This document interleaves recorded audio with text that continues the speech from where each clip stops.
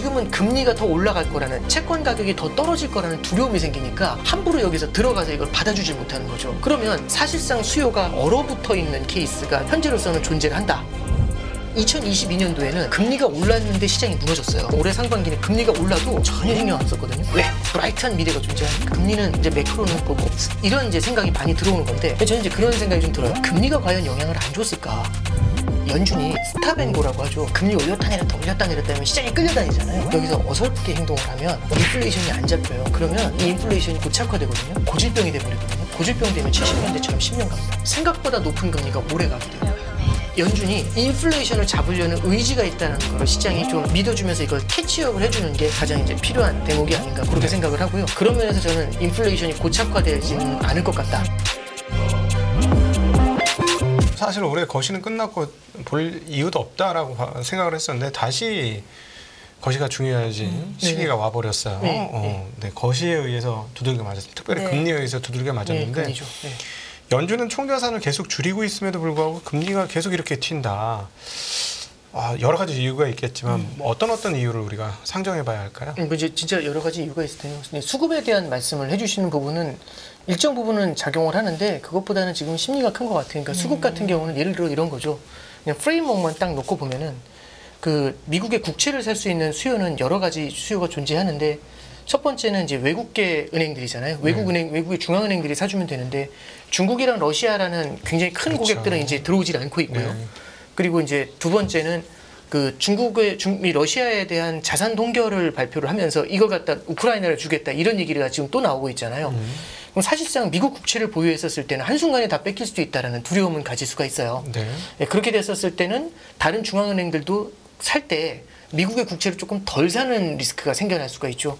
그리고 두 번째는 이제 일본이라든지 그런 우호국들도 좀 사주면 좋은데 이 국가들이 지금 환율이 너무 많이 올랐지 않습니까? 그렇죠. 환율 방어를 해줘야 되는데 환율 방어를 하려면 그 나라의 국채를 매도를 해서 그렇게 받은 달러를 가지고 던져야지 환율 방어가 가능하겠죠.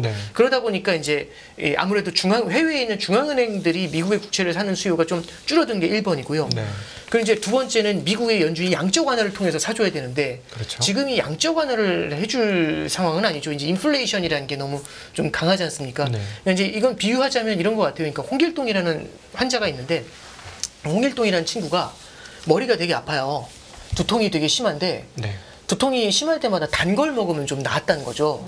그래서 이제 두통이 올 때마다 이제 단 걸 많이 먹었어요. 근본적인 치료가 아니에요. 그렇죠. 계속 단 것만 먹은 건데 그러다 보니까 이제 당뇨가 온 거예요. 그래서 당 수치가 너무 많이 올랐는데 그 당 수치가 이제 9%까지 올라간 거죠. 지금 의학적인 얘기가 아니고 그냥 들어보시면 비유죠. 그렇죠, 비유죠. 그러니까 9%까지 올라간 거예요. 근데 이제 너무 힘든 거지 않습니까? 머리가 아픈데 당뇨 때문에 단 걸 못 먹으니까 그럼 계속 기다려요. 언제까지 기다리냐면 이 당 수치가 2까지 내려오면 된대요. 2로 내려오길 계속 기다리고 있는 건데 3까지 내려왔어요. 너무 기분이 좋은 거죠. 왜냐하면 이제 2까지 내려오면 퇴원하잖아요. 퇴원하면 뭘 할 수 있을까? 단 걸 먹을 수 있잖아요. 그래서 그날을 기다리면서 이제 계속 버티고 있었던 거죠. 그럼 한번 잠깐 생각해 보면 만약에 2를 때리면 어떻게 될까요? 퇴원할 수가 있겠죠. 근데 퇴원을 하는데 의사가 막 홍길동을 불러서 그 얘기를 할 거예요. 홍길동 씨 나가서 단 거 드시면 큰일 난다고. 또 들어오셔야 된다고. 내일 다시 들어올 거라고. 옛날하고 다르다고. 이 얘기는 뭐냐면 40년 만에 굉장히 큰 인플레이션을 받잖아요. 그럼 사람들이 인플레이션이라는 괴물이 있다는 걸 안 거고 이 인플레이션을 제압을 하더라도 얘가 과거하고는 달리 언제든지 재발할 가능성이 상존해요. 그럼 옛날처럼 단 걸 마구 먹을 수 있을까? 이 질문을 던지는 거거든요. 그 얘기는 뭐냐면 옛날만큼 양적 완화를 세게 하기가 힘들겠죠.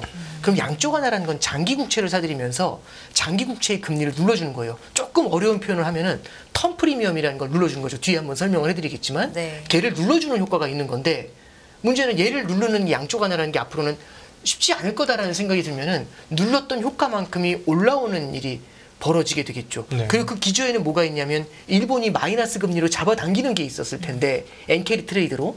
근데 일본이 그걸 잡아당기는 힘이 일본 자체의 금리가 올라가고 있잖아요. 그러면 아무래도 기저에서 장기 금리가 그러니까 계속 눌려 있는 걸 지지해주는 요인들이 좀 사라지고 있는 거겠죠. 그래서 이제 결국에는 미국 국채를 사줄 수 있는 해외 중앙은행이나 미국의 중앙은행인 연준 이쪽에서의 수요는 많이 줄어들어 있어요. 그럼 이제 그 다음으로 가볼 수 있는 게 이제 뭘 볼 수가 있냐면 사실 이 앞에 있는 둘도 있겠지만은 미국의 시중은행들이 굉장히 강력한 플레이어들이에요. 이들이 국채를 많이 사줄 수가 있는데 이들도 이제 문제가 뭐냐면 SVB 사태 때 본 게 장기 국채를 함부로 담았다가 예. 그냥 한순간에 무너지는 걸 봤지 않습니까? 금리가 뛰니까. 그래서 이게 무서운 거죠. 근데 이제 보면은 지금 장기 국채 금리가 막 올라가고 있잖아요. 투자자도 똑같아요. 물론 이제 주식 투자를 할 때 이 야수의 심장을 가진 사람은 다를 수 있지만 채권도 마찬가지고 가격이 미친 듯이 떨어지고 있는데 아 이거 떨어지는 칼날을 잡을까? 딱 이렇게 잡아주면 좋은데 보통 이렇게 잡으면 큰일 나잖아요. 그러니까 이게 무서워서 지금은 금리가 더 올라갈 거라는 채권 가격이 더 떨어질 거라는 두려움이 생기니까 함부로 여기서 들어가서 이걸 받아주질 못하는 거죠. 그러면 사실상 수요가 얼어붙어 있는 케이스가 좀 현재로서는 존재를 한다. 네. 이제 요게 이제 첫 번째로 이제 그 수요 결국에는 수급 사이드에서 우리가 이제 풀어서 좀 말씀드릴 수 있는 거고요. 네. 이제 그 외에는 저는 좀 이런 말씀을 좀 드려보고 싶어요. 일단 굉장히 중요했던 요인 중에 하나가 이 시장에서는 이런 게 있었던 것 같아요. 앞에서도 서두에서 무슨 말씀해 주셨냐면 매크로는 끝났다. 의미가 없다. 왜? 네. 금리가 올라도 시장이 걱정을 안 하잖아요. 왜냐하면 그 정도로 시장이 탄탄하다. 이런 해석이 가능한 거거든요. 네. 이제 그럼 이제 그게 중립금리가 올라갔다는 또 어려운 얘기가 나오니까 그건 삭제를 하고 네. 잠깐 이렇게 보시면 되죠. 그러니까 이제 2022년도에는 금리가 올랐는데 시장이 무너졌어요.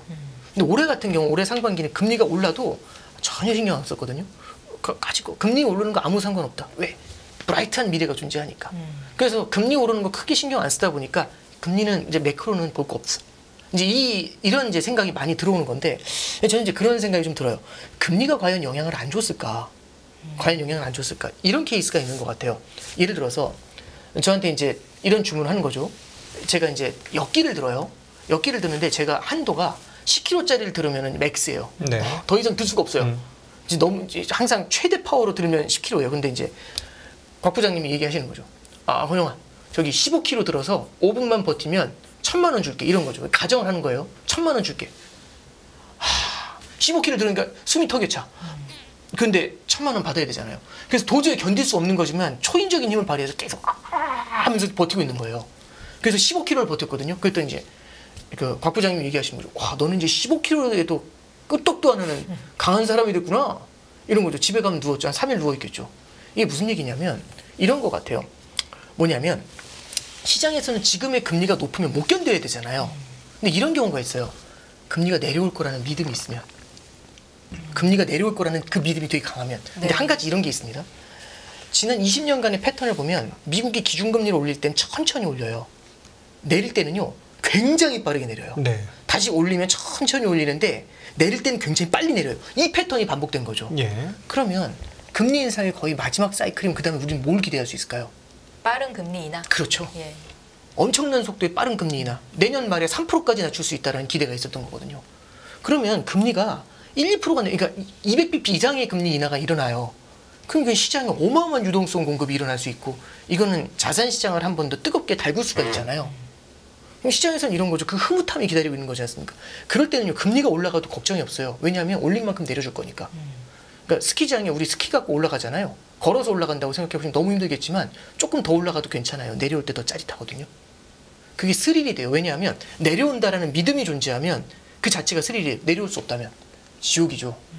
그러지 않을까요? 그래서 시장에서는 기본적으로 어떤 심리를 깔고 있었냐면 금리는 인하될 수밖에 없다. 지금의 금리는 너무 높다. 이거는 시간 문제일 뿐이지 내려올 수밖에 없다라는 믿음이 되게 크죠. 그러면 어떤 일이 벌어지는 거냐면 연준이 기준금리를 끌어올리게 되면은 연준에 반응하는 2년 국채 금리가 하늘에 떠요. 근데 이렇게 높게 올린 금리 때문에 결국에는 경기가 박살나면서 물가도 안정이 되고 그래서 장기 금리는 내려앉을 거야. 그래서 장단기 금리 차가 120bp씩 벌어졌거든요. 네. 110bp까지 벌어졌거든요. 이렇게 역전이 돼 있었어요. 이게 무슨 얘기냐면은 연준은 금리를 올리지만 장기 금리는 주저앉아 버릴 거라는, 미래에는 결국은 금리를 내릴 거라는 기대를 담고 있는 거거든요. 근데 지금 어떻게 된 거냐면 이번에 FOMC에서 보여준 게 아니래. 그게 네. 뭐냐면 금리 인하 쉽지 않대 이거잖아요. 9월달 그렇죠. FOMC에서 9월달 점도표가 예. 내년도 점도표가 5.1%를 보고 나서 시장이 패닉하기 시작했죠. 깜짝 놀랐죠. 그래서 예. 이게 쫙 끌어올라가요. 근데 이게 잠깐 보시면 이번에 5.1%짜리 점도표 말씀하셨잖아요. 이 5.1%짜리 점도표 전이 6월 달에는 4.6%였어요. 내년 말이. 네. 근데 여태까지 점도표를 바라보면 시장이 어떻게 반응했냐면 또 오버하고 있어. 너 그렇게 못한다니까 너네는. 새 가슴이라도 못한다니까. 이게 되게 컸거든요. 네. 그래서 우리가 분석을 할 때 연준이 이제 제 생각에 연준이 바보가 됐던 것 같아요. 그러니까 특히 2015년 이후에 2015년 12월에 금리 인상한 다음에 4번을 16년에 올린다고 했는데 못 올렸거든요. 한 번밖에 못 올렸어요. 왜? 시장이 힘들어하니까. 그리고 2019년도에는 미국 경기가 나쁘지 않은데도 시장이 힘들어하니까 금리를 인하해줬거든요. 네. 그러니까 무슨 얘기냐면 시장이 사고 친 다음에 연준한테 돈 풀어 이렇게 얘기하면 돈이 막 풀어지는 거죠. 그러니까 약간 이런 느낌이요. 어디 안 아파? 얼마나 줘? 이런 느낌 있잖아요. 그럼 언제든지 돈을 줄 수 있다라는 그 패러다임을 갖고 있는 거죠. 이런 게 굉장히 강했었는데 그래서 항상 연준은 이런 거죠. 금리 인상한다? 딱 그러면 시장이 얘기하는 거죠. 너네는 그렇게 못해. 너네가 연준이 우리 시장에 끌려갈 수밖에 없어.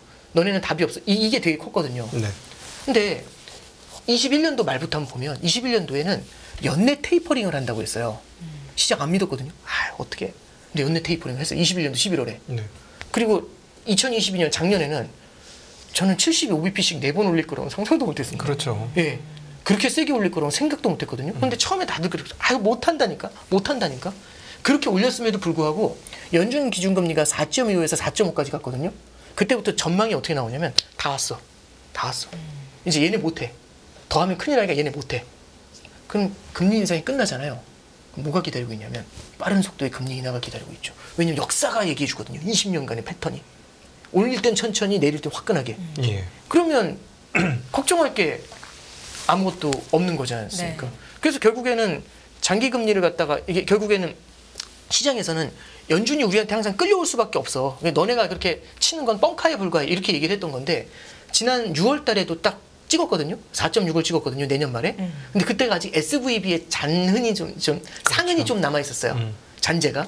그랬더니 이제 시장에서는 말도 안 되는 소리 하고 있어. 4.6이 어떻게 나와? 원래 시장에 3%까지 낮춘다고 했었는데 4.6을 찍으니까 아유 믿지 마. 그랬거든요. 근데 이번에 5.1 찍었잖아요. 예. 이번에 시장이 가나? 네. 그러니까 1년 반 동안 안 믿었는데 거의 2년 가까이 안 믿었는데 이제는 진짜 이렇게 되나? 왜냐면 계속 끌려왔잖아요. 그러니까 이번에는 5.1이라는 숫자를 믿는데 지금 12월 내년 말까지 해서 선물 시장에서 반영된 건 어느 정도 반영하고 있냐면 4.8 반영하고 있어요. 그러니까 4.75에서 5%를 반영하고 있어요.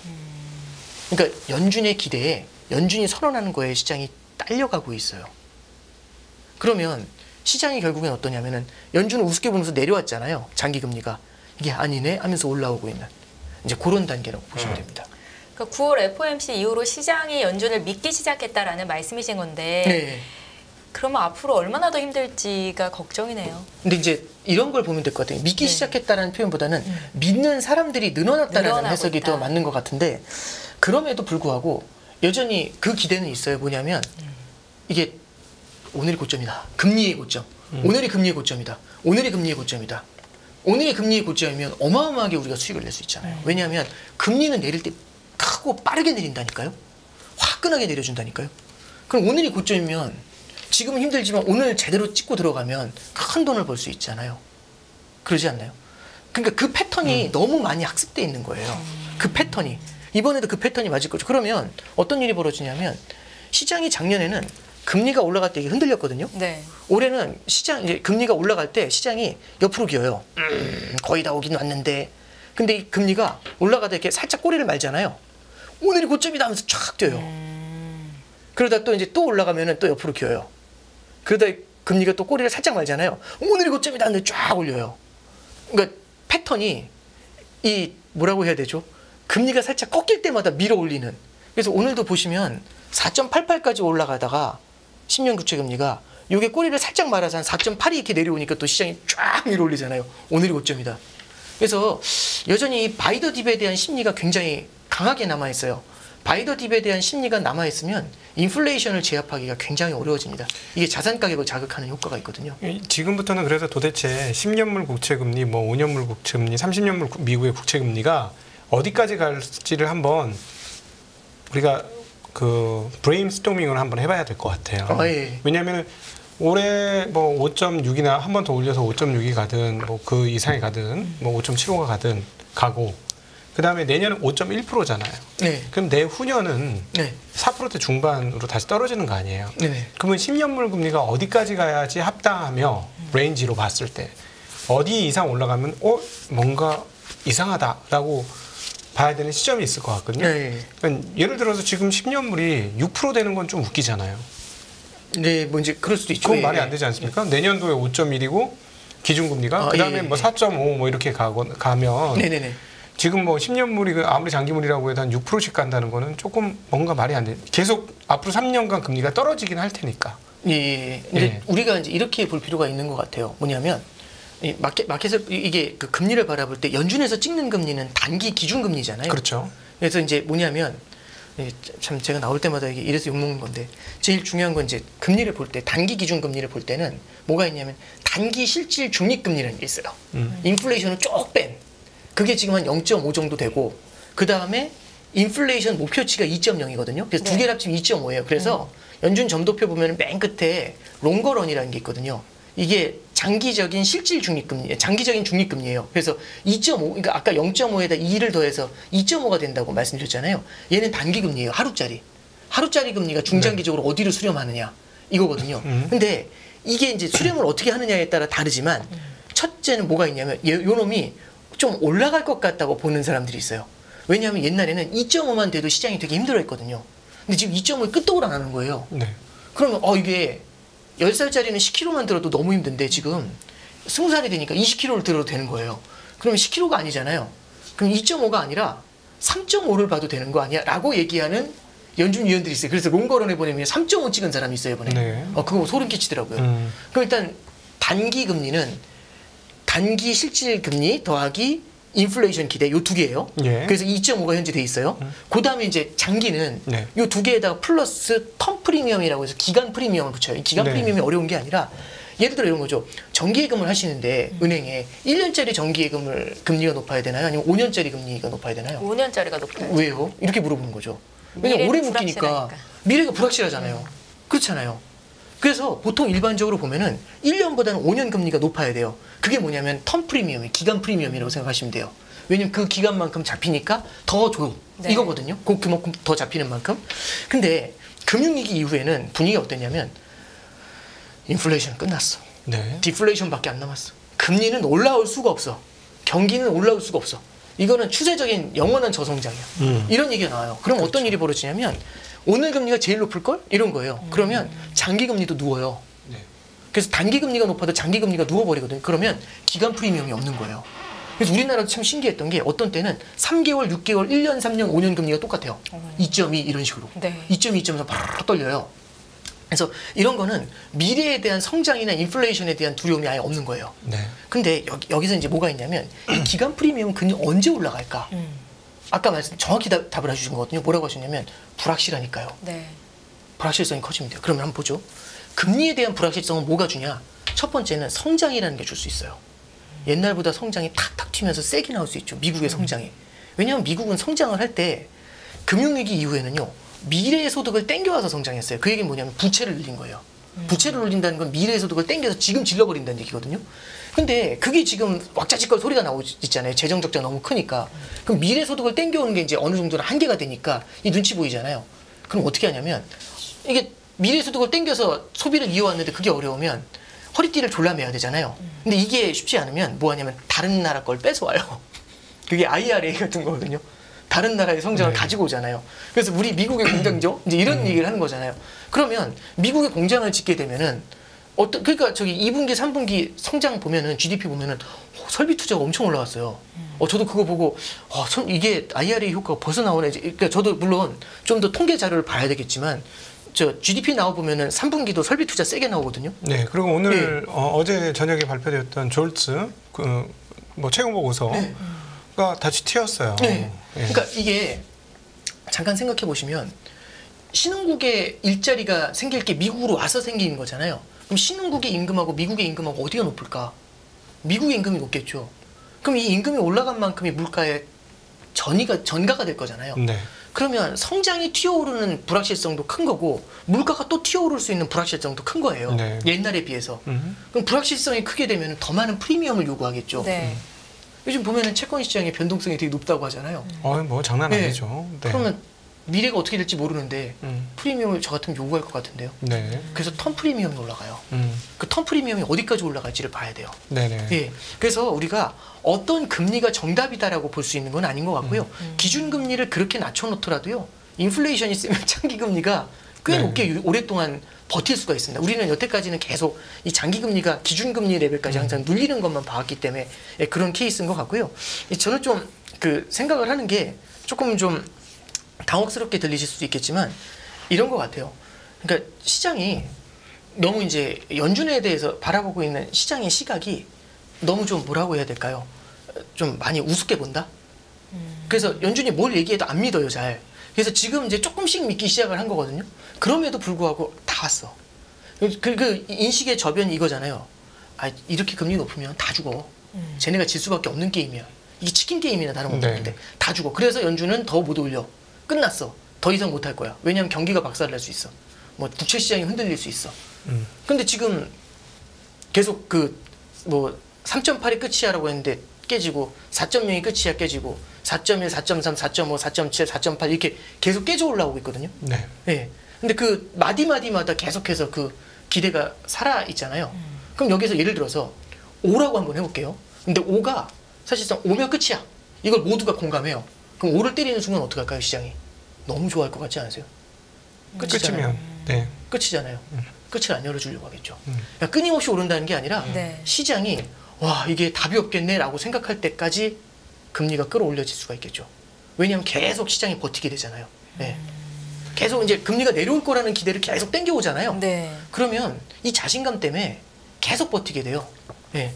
그래서 요즘 보시면 두 가지를 좀 옛날하고 좀 바뀐 게 이게 금리가 계속 뛰면서 유가가 잘 안 빠져요. 유가가 잘 안 빠지거든요. 이 둘이 사실은 뭐 농구나 이런 걸로 따지면 수비수 같은 애들이에요. 공격수가 뭘 하려고 할 때마다 금리가 올라가고 유가가 올라가가지고 계속 억누르는 거거든요. 네. 물가하고 금리의 대표자니까. 유가가 올해 상반기만 해도 65불까지 눌려 있었어요. 그리고 금리가 3.3까지 눌렸었어요. 왜냐하면 미래에는 금리가 내려올 거라는 기대가 있다 보니까. 그러면 이 둘이 눌려 있으면 수비수 잘하는 수비수 두 명이 철벽 수비 두 명이 누군가한테 스크린을 당해 있는 거거든요. 그럼 얼마든지 안에 가서 코트를 휘저을 수가 있어요, 공격수가. 근데 지금 그 둘이 같이 딱 힘을 받고서 튀어나와 있잖아요. 그러니까 공격수가 자꾸 이렇게 힘이 빠지는 거지 않습니까? 예. 그래서 그 둘을 스크린을 걸어주려고 할 때마다 너무 좋아하는 건데 일단은 시장에서는 이 뭐냐면 금리가 다 왔어라는 이 심리가 어느 정도는 좀 완화가 돼줘야 그리고 연준에 대한 믿음이 조금 더 강해져야 예, 그제서야 조금 아마 우리가 금리의 고점을 좀 논할 수 있지 않겠는가 뭐 그런 생각을 좀 해보고 있습니다. 네. 그 IRA 법이 네. 굉장히 큰 복병이었다는 게 이제 시간이 지날수록 확인이 되는 과정인 거죠. 그리고 이번 예산안 통과시켜서 하원 의장이 삭탈 방지 그 삭탈을 당했는데 결국은 지금 우리 그 금융과 숫자로 보던 사람들이 정확히 체크하지 못했던 부분 중에 하나가 미국의 현재 경제 상황들, 실물 경제 상황들 그거를 제대로 체크를 못했던 것 같아요. 그러니까 IRA법이 도대체 어디까지 미국 경기를 뜨겁게 만들 수 있는가 이 부분을 지금 우리가 정확히 모르기 때문에 금리가 어디까지 갈지 인플레이션이 어디까지 갈지를 그게 인플레이션 유발 요인이라는 건 알겠는데 그걸 잘 모르는 거 아닌가 하는 생각도 들거든요. 일단 저는 공감을 하는 게 물론 이 IRA가 어느 정도까지 지금 진행이 되고 있는지까지는 저도 아직까지는 잘 모르겠어요. 근데 산업재들 주가 상반기에 좀 뛰었던 한 2분기, 3분기에 산업재들 뛰었었잖아요. 그런 걸 보면서도 조금 생각했던 게 뭐냐면 이게 설비 투자가 늘어나고 있는 건 맞거든요. 설비 투자가 상당히 소비뿐만 아니라 설비 투자가 영향을 많이 주잖아요. 그럼 이렇게 보시면 돼요. 이게 그 제조업이라든지 결국은 공장을 짓는 것도 하나의 제조업이잖아요. 뭐 2차 전지가 되든 뭐가 되든 그럼 제조업이 일어난다는 거는 굉장히 강한 큰 토지와 상당히 많은 사람과 상당히 큰 설비가 필요하기 때문에 돈이 많이 들어요. 그렇죠. 그럼 돈이 많이 든다는 얘기는 투자 수요가 늘어난다는 얘기는 돈에 대한 수요가 커진다는 얘기거든요. 그럼 투자라는 거는 돈 먹는 하마예요. 그죠? 근데 그럼 돈의 공급이 있을 거잖아요. 돈의 공급이 누구냐면 저축이거든요. 그럼 저축 사이드에서 돈을 공급을 해줘야 되고 투자 사이드에서 그 자금을 땡겨줘야 되거든요. 그게 수요와 공급, 돈의 수요와 공급이 저축과 투자로 만나요. 근데 지금 이제 말씀해 주신 것처럼 곽 부장님 말씀해 주신 것처럼 투자에 대한 수요는 강하잖아요. 투자 수요가 많다는 얘기는 돈에 대한 수요가 많아졌다는 얘기예요. 옛날에 비해서. 근데 미국의 저축이 지금 초과 저축이 빠르게 줄어들고 있습니다. 네. 그럼 저축은 줄어드는데 공급은 줄어드는데 수요가 늘어나게 되면 이렇게 됐었을 때는 돈의 가격이 올라가거든요. 돈의 가격을 금리라고 합니다. 네, 그래서 이게 이제 중립금리를 바꾸는 거 아니냐라는 이제 그런 로직으로 얘기하시는 분들도 있는데 조금은 성급하다라는 생각을 하면서도 앞으로는 우리가 계속해서 좀 봐야 될 요인인 것 같다. 이놈이 이 중립금리라는 게 사실은 기저에 작용하는 놈인데 요 놈이 올라오잖아요. 옛날보다. 네. 그러면 뭐가 있냐면 내려오더라도 금리가 옛날만큼 많이는 못 내려와요. 이게 이제 우리가 꼭 바라봐야 될 거고. 근데 이제 우리가 좀 하나 보셔야 될 게 뭐냐면 여태까지 우리가 금리 인상의 패턴을 보면 우리가 이제 기계적으로 패턴을 해석하는 게 되게 리스크가 클 수 있어요. 금리 인상의 패턴을 보면은 금리 인상을 언제 했냐면 이제 94년에 한 적이 있고 그다음에 중간에 짜잘하게 한 게 있었어요. 그리고 이제 99년에 한 게 있고 그다음에 2006년에 한 게 있고 그다음에 2018년에 한 게 있어요. 그죠? 요렇게 과거에는 2000년 90년도 이후로 보면은 이렇게 네 번의 금리 인상이 좀 대표적이었는데 네 번 다 어떤 특징이 있냐면 그 94년도 12월까지 금리를 올린 다음에 95년도 7월부터 금리를 내렸어요. 7개월 만에 내렸죠. 그죠? 그 다음에 2000년도 5월까지 금리를 올린 다음에 2001년도 1월 2일부터 금리를 확 잡아 내렸어요. 그러면 그것도 한 7개월 걸렸네요. 네, 2000년도 5월부터 2001년도 1월이니까. 그죠? 그 다음에 이제 세 번째가 그 2006년도 6월까지 올린 다음에 2007년도 9월에 낮추기 시작했어요. 요거는 1년 3개월 걸렸어요. 요건 약간 예외예요. 그래서 금융위기가 왔어. 오래 했기 때문에 이렇게 얘기하시는 분들도 있어요. 네 번째가 2018년도 12월까지 올린 다음에 2019년도 7월부터 낮췄어요. 그것도 6개월 정도? 6, 7개월이죠. 예. 그러면 우리는 마지막 금리 인상이 있으면 7개월만 있으면 금리를 낮출 거잖아요. 우리의 기대는 그거잖아요. 마지막 금리 인상이 언제냐? 연말?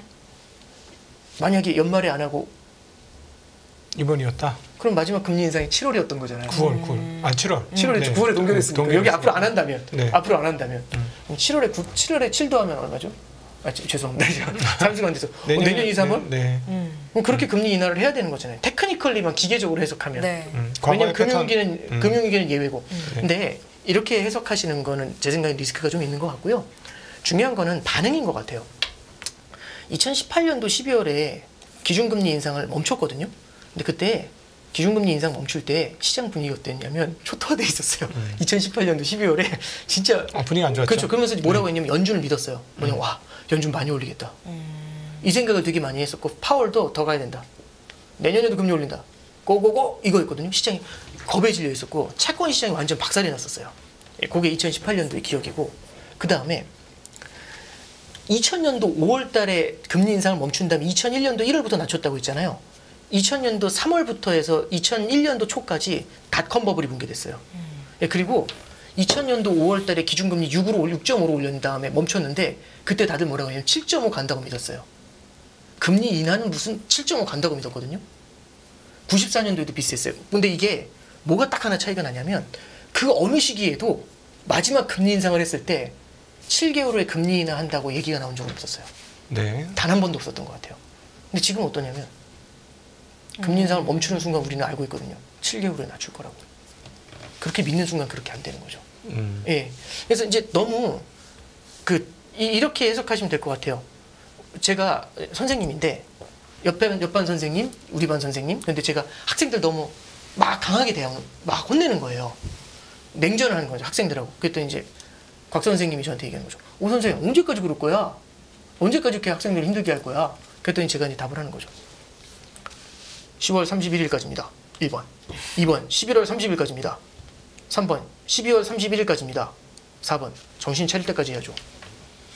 뭐가 답일까요? 4번이죠. 4번이죠. 왜냐면 1, 2, 3번은 넌센스잖아요. 답을 그렇게 할 수가 없는 거잖아요. 그래서 시기를 정해놓고 가는 거는 아닌 것 같고요.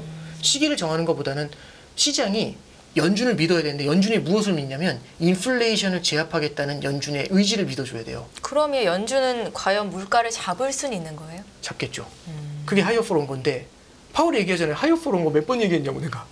어마어마하게 오랫동안 얘기했는데 아직도 안 믿잖아요, 사실은. 아직도 긴가민가죠. 사실 믿는다기보다는 아직도 긴가민가죠. 긴가민가하니까 금리가 올라오는 거잖아요, 지금. 장기금리가. 하이어폴 온 건다고 했는데 아니야. 다 이거잖아요. 저렇게 못해. 아직도 그걸 기대를 하고 있는 거고. 그래서 이제 연준이 물가를 잡을 거라는 그 의지, 그건 결국에는 하이어폴 온 거로 가는 거고, 그 하이어폴 온 거를 믿으면, 예, 그러면 이제 거기서부터 뜨거웠던 실물 경제가 조금은 식혀지기 시작을 하겠죠. 왜? 저는 1,000만 원 주실 줄 알고 들고 버티는 건데 안 주는 거잖아요. 그러면 실망하게 되죠. 예. 그러지 않으니까 내려놓겠죠. 네. 네. 그래서 일단은 저기 시장이 앞쪽을 바라보면서 이 기대감을 너무 키웠다라는 게 하나의 좀 이슈가 아니었는가 이제 그런 생각을 좀 해보게 됩니다. 네. 오건영 부장님 최근에 이제 그동안 우리 이제 볼커 시대 80년 초반부터 해서 그동안에 계속 금리가 내렸었죠. 그리고 채권 시장이 40년 강세장이었는데 큰 틀에서 보면 네. 이제는 이게 좀 그 틀에서 거기서 그동안에 계속 그 뭐랄까 그 40년에 대한 기억에 의해서 언제든지 금리가 떨어질 거야, 금리가 떨어질 거야. 특별히 또 2008년 이후의 흐름에 따라서 떨어질 거야, 떨어야 될 거야 했는데 이번에 이제 완전히 박살이 난 흐름인 것 같고 네네. 금리 시장, 네네. 채권 시장 참여자들이 그럼 앞으로는 이런 시대가 다시 안 올까요? 올까요? 그러니까 즉 인플레이션 시대로의 완전한 전환이 이루어질까요? 아니면 2008년 이후 그리고 지난 40년간 우리가 봤던 채권 금리가 계속 낮아지는 네네. 그런 시대가 다시 올까요? 일단 저는 뭐 이렇게 미래를 예측한다라는 게 사실은 정해져 있는 미래는 아니거든요. 아, 저희도 예. 정답을 요청하지는 예. 않겠습니다. 근데 이제 이렇게 네. 말씀을 좀 드릴게요. 뭐냐면 연준이 여기서 어설프게 행동을 하면 그러니까 뭐냐면 스탑앤고라고 하죠.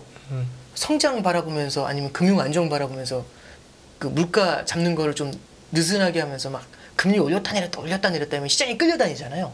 인플레이션이 안 잡혀요. 그러면 이 인플레이션이 고착화되거든요. 고질병이 돼버리거든요. 고질병 되면 70년대처럼 10년 갑니다. 예, 그렇게 될 수 있어요. 그러면 아까 말씀하셨던 것처럼 생각보다 높은 금리가 오래 가게 돼요. 예, 그러면 이 인플레이션을 제압하는 게 인플레이션이 심리거든요. 심리기 때문에 이런 거죠. higher for longer. 오랫동안 높은 금리를 유지할 거예요. 그러면 이 인플레이션 기가 죽어요. 그러니까 이제 이런 거죠. 저 어렸을 때 저 차 타고 어디 추석 같은 데 이때 가면 계속 막히니까 맨날 아빠한테 맨날 물어. 언제 가요? 이거 되게 많이 물어보거든요. 근데 이 질문을 3분 단위로 던져요. 그럼 가장 귀찮을 때 어떻게 해야 되냐면 3시간 걸린다 자라. 이런 포기하거든요. 근데 실제 3시간이 안 걸리더라도 그러면 사람이 그걸 믿게 되잖아요. 그러니까 시장이 그걸 믿게 되고 그 다음에 인플레이션도 그렇게 하면 제압이 가능해요. 그래서 이 버냉키 의장이 그 얘기를 해요. 작년에 이제 무슨 얘기를 했냐면 70년대 인플레이션처럼 갈 확률이 있냐 이렇게 물어봤더니 자기는 없다고 그런대요. 이유가 뭐냐 물어보니까 두 가지를 얘기했는데 첫 번째는 뭐냐면 연준이 그때 70년대처럼 정치 휘둘리지 않고 있다. 이게 1번 이게 아서번스가 했던 가장 큰 실수예요. 네. 네. 버냉키가 딱 정확하게 21세기 통화정책이라고 해서 본인의 책에서 정확하게 지적을 한 거거든요. 이제 두 번째는 뭐냐면 우리에겐 70년대 어떤 삽질을 했는지를 정확히 알고 있는 연준이 있다. 이 얘기를 해요. 네. 그래서 연준 위원들이 지금 시장이 얘네 미쳐서 왜 이래? 이 얘기를 할 때까지 계속 금리를 올리고 있잖아요. 네. 인플레이션을 잡겠다는 의지를 보여주고 있는 거거든요. 근데 재밌는 건 뭐냐면 시장이 아직 안 믿어요. 안 믿어요. 뻥하잖아. 뻥하잖아. 근데 이제 이번 9월달 FOMC부터 아닌가? 네. 그 얘기를 하고 있는 거죠. 그래서 제가 이제 말씀드렸던 거는 앞에 말씀드렸던 것처럼 연준이 인플레이션을 잡으려는 의지가 있다는 거를 시장이 좀 믿어주면서 이걸 계속 할 때마다 나중에 뒤늦게 따라가는 게 아니라 캐치업을 해주는 게 가장 이제 필요한 그런 대목이 아닌가 그렇게 생각을 하고요. 그런 면에서 저는 인플레이션이 고착화되지는 않을 것 같다. 굉장히 낙관적으로 그렇게 좀 바라보고 있습니다. 네, 그러면 이제 옛날만큼 그렇게 낮은 금리로 갈 수 있겠느냐? 그거는 사람이 40년 만에 그 엄청난 사태를 겪어본 사람하고 겪어보지 않은 사람의 차이인 것 같아요. 네. 금융위기가 끝난 다음에 2009년도 10년도에는 2006년 7년에 그 그림으로 돌아갈 거라고 생각했어요. 그래서 2006년 7년에 원달러 환율 900원이었거든요. 근데 2010년대에는요 미국이 제로 금리의 양적 완화까지 했거든요. 그럼에도 불구하고 원달러 환율이 4자릿수 밑으로 내려가 본 적이 단 한 번도 없어요. 3자리 본 적이 없어요. 아마 기억하실 겁니다. 네. 2007년 9월 달에는 900원이었거든요, 저점이. 네. 2010년대에는 2014년도 7월에 1,000원을 때린 다음에는 한 번도 그 밑으로 내려온 적이 없어요. 네. 그래서 금융위기라는 게 2000년대 초반하고 그 이후의 10년을 갈라놓은 거거든요. 그럼 그 사이에 지금 뭐가 들어간 거냐면 코로나라는 애가 딱 들어갔잖아요. 이 코로나가 역사에 있어서 단절점인가를 한번 생각해 볼 필요가 있죠. 금융위기 같이. 그럼 예를 들어 이런 거죠. 굉장히 건장했던 청년이 옆구리에 칼을 맞고서 쓰러졌어요. 피를 많이 흘리고. 병원에서 1년 동안 누워있다가 나왔어. 그럼 옛날만큼 뛸 수 있을까? 옛날보다는 힘이 그건 이제 경제로 따지면 잠재 성장률이 레벨 다운 된다고 표현하거든요. 예. 조금 어려운 말로. 네. 그러면 옛날에 그 코로나라는 걸 겪고 나서 시장이 한 번은 바뀌어 있는 거잖아요. 체질이. 그러면 그 체질 바뀐 것 중에 뭐가 있냐면 당뇨를 한번 겪어본 거지 않습니까? 네. 당뇨를 겪었으면 옛날만큼 단 걸 많이 못 먹지 않을까요? 네. 그럼 아까 저기 그 부장님이 말씀하셨던 것처럼 그 일본은 마이너스 금리를 쓰고 있었는데 이 일본의 마이너스 금리도 어느 정도는 좀 예전하고는 다른 모습을 보이게 되지 않을까? 네. 이게 1번. 그리고 두 번째는 네. 이제 말씀드렸던 것처럼 금리를 찍어 누르고 있던 양적 완화라는 요인도 사라지게 되지 않을까? 그러면 적어도 뭐가 있냐면 지금보다 금리가 안 내려온다가 아니라 옛날에 봤었던 그 낮은 금리보다는 조금은 높은 금리가 유지되지 않을까 그런 생각을 해요. 그래서 요즘 보면은 유튜브에도 미국 쪽에서 이제 인터뷰하는 구루들 얘기들 많이 나오는데 거기서 이제 심심치 않게 나오는 얘기가 저는 양적 완화의 시대는 앞으로는 좀 끝나지 않았나 그런 생각합니다라는 코멘트 하시는 분들이 있거든요.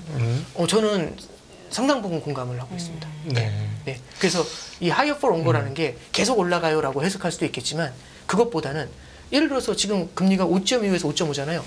여기서 3번 낮춰요. 그럼 4.5에서 4.75거든요. 4.5면 높아요, 낮아요?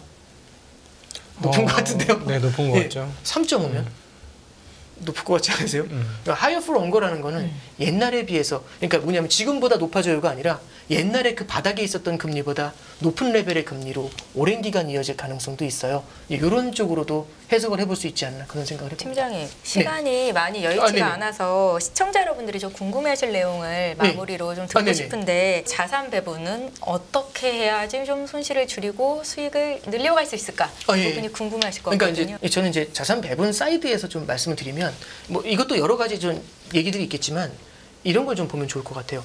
연준에서 얼마 전에 보고서가 하나 나온 게 있어요. 6월인가 7월인가 나왔거든요. 근데 그 보고서의 내용이 뭐냐면 지난 20년 동안의 패턴으로 물가를 예측했더니 계속 틀렸대요. 근데 연준에서 뭔 짓을 한 거냐면 이번에는 이 시기를 앞으로 확 당겨가지고 물가가 생각보다 높았던 80년대, 이 70년대 요 시리즈를 타임 시리즈를 여기도 넣은 거죠. 그렇게 해서 분석을 해보니까 얘네들 5대5로 비중을 놓고 분석을 해보니까 잘 맞더래요. 그러니까 우리가 무슨 말씀드리냐면 지난 20년의 역사가 말해주지 않습니까? 근데 인플레이션은 40년 만에 인플레이션이에요. 그렇죠. 40년 만에 돌아온 거거든요. 네. 그럼 요 안에 있던 로직으로 지금을 예측을 하면 낭패를 볼 수가 있죠. 그럼 예를 들어 이런 게 나온 거죠. 3.5면 높으니까 내려올 거예요, 금리가. 4.0이면 너무 높죠, 내려올 거예요, 금리가. 이 로직이 계속 도는 거예요. 이 로직이. 왜냐면 이 안에서는 그 로직이 항상 맞았거든요. 네. 네.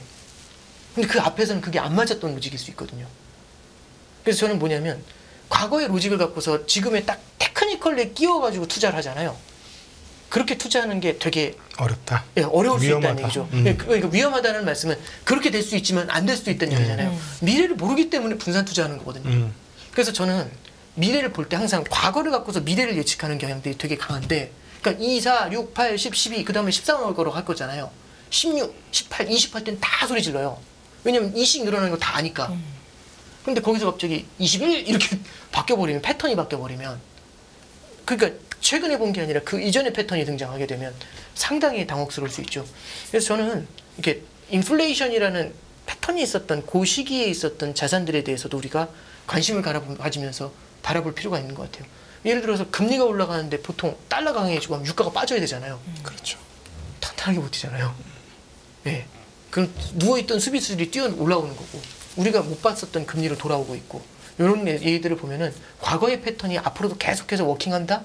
이렇게 보면서 약간 좀 포트를 갖다가 이 과거의 패턴이 이어지는 쪽으로 계속 풀배팅을 들어가게 되면 낭패를 보실 수 있으니까 예, 그런 면들에 대해서 우리가 좀 주의를 할 필요가 있지 않나 예, 그렇게 정리해 드립니다. 네. 끝없는 위기 속 기회는 언제나 숨어 있습니다. 성공한 투자 고수들과 나눈 투자의 철학. 다가올 기회를 잡아내는 부의 만찬으로 여러분을 초대합니다. 푸짐하게 한 상 차려놓았습니다. 안녕하세요. 이승입니다. 더 많은 영상을 보고 싶으신 분들은 화면 오른쪽에 있는 구독 버튼을 눌러주시기 바랍니다. 그리고 영상을 보시면서 좋아요는 필수인 거 아시죠? 항상 인포맥스 라이브를 사랑해주셔서 감사합니다.